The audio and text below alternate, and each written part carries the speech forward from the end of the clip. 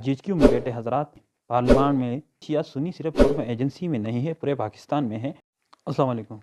आज बात करते हैं कुरमा एजेंसी जो कि पहाड़ चिनार है उसके हवाले से। खैर, हालात तो पूरा खैबर पख्तूनख्वा में अमन बहाल नहीं है, लेकिन कुरमा एजेंसी में कुछ ज़्यादा हालात ख़राब हैं। वहाँ पर जो लड़ाई जारी है वो शिया सुन्नी की लड़ाई है। ये शिया सुन्नी सिर्फ कुरमा एजेंसी में नहीं है, पूरे पाकिस्तान में है, लेकिन वहाँ पर सबसे ज़्यादा मसला हो रहा है और ये अभी से नहीं हो रहा। हर साल इस तरह मसले मसाइल पेश आते हैं जो कि वहाँ पे बाज़ार, दुकानें, घर, तमाम तर मसाजिद मस्मार किए जाते हैं। आखिर इसके वजूहात क्या है? आखिर वहाँ पर इस तरह के हालात क्यों पैदा हो रहे हैं? इस तरह के हालात पाकिस्तान में कहीं और जगह क्यों पैदा नहीं हो रहा? वहाँ पर शिया और सुन्नी एक महल्ले में रहते हैं, एक महल्ले में मस्जिद भी और इमाम बारगाह भी, लेकिन वहाँ पर ऐसे हालात पैदा नहीं होते। तो कुरमा एजेंसी में इस तरह के हालात क्यों पैदा हो रहे हैं?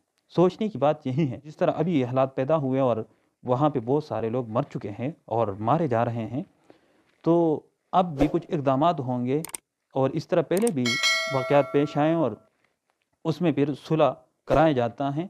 अर्ज़ी तो वो हालात कंट्रोल हो जाते हैं, लेकिन उसके बाद फिर इस तरह के हालात पैदा होते हैं। अभी जो हालात हैं इसके मुताबिक न तो वफाकी हुकूमत ने कोई एक्शन लिया और न सूबाई हुकूमत ने कोई एक्शन लिया, और मीडिया भी खामोश है।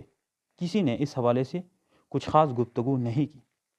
तो हुकूमत को चाहिए कि इसका मुस्तकिल हल निकाले, सूबाई हुकूमत को भी और वफाकी हुकूमत को भी, क्योंकि ये लोग भी पाकिस्तानी हैं। पार्लियामान में बैठे हजरात या GHQ में बैठे हजरात, आपके पास जो कार्ड हैं उनके पास भी वही कार्ड हैं। जिस कार्ड के तहत आप पाकिस्तानी हो, उस कार्ड के तहत वो भी पाकिस्तानी हैं। हो सकता है आपके पास 2-3 कार्ड हो, लेकिन उनके पास एक ही कार्ड है और वो है पाकिस्तानी। तो इसका कोई मुस्तकिल हल निकालना चाहिए और वहाँ के लोगों को भी चाहिए कि इसका मुस्तकिल हल निकालें।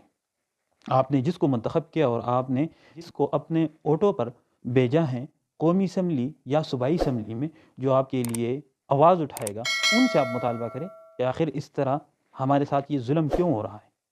क्या वहाँ के फोर्सेस नाकाम हो चुके हैं अमन बरकरार रखने में? कौन से ऐसी ताकतें हैं जो वहाँ पर अमन नहीं चाहते और वहाँ पे इस तरह के हालात पैदा हो रहे हैं? इसको ज़रा नहीं पूरा सोचना चाहिए।